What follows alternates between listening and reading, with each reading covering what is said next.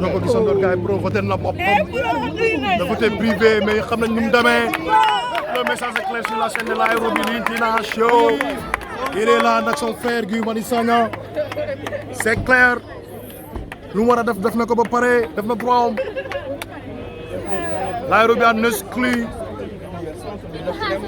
Laye-Roby en exclu international en exclu le message est clair les gars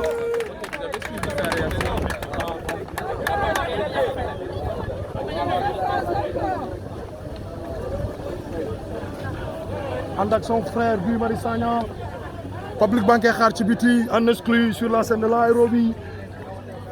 et voilà ay naka mu daje nañ fi que la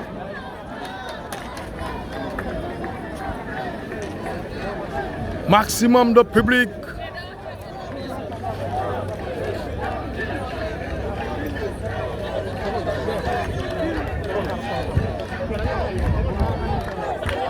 ki lay fàttali Sonko voté na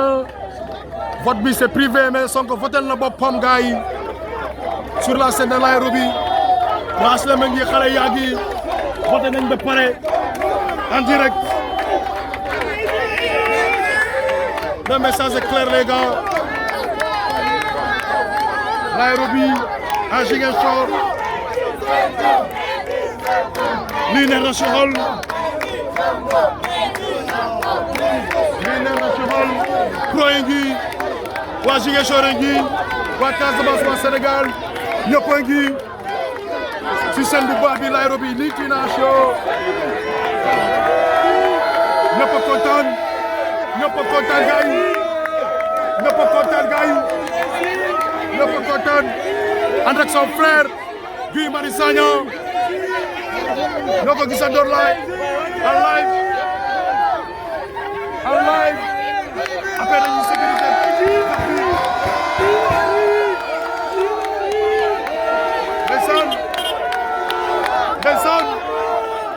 ndeysaan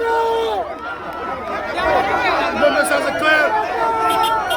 fii si HLM Memba bu Ziguinchor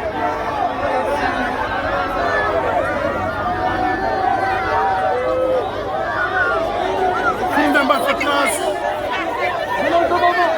gars yi waxuñu maire waa président lañ koy woowee yéen a ko déggoo gars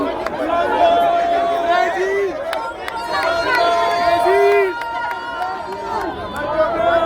ñëpp a ko gëm ñëpp am yaakaar ci moom sur la scène de Laye-Roby Lintina Show en exclusivité Sonko votel na boppam loolu leer na nañ votel na boppam moom moo ko wax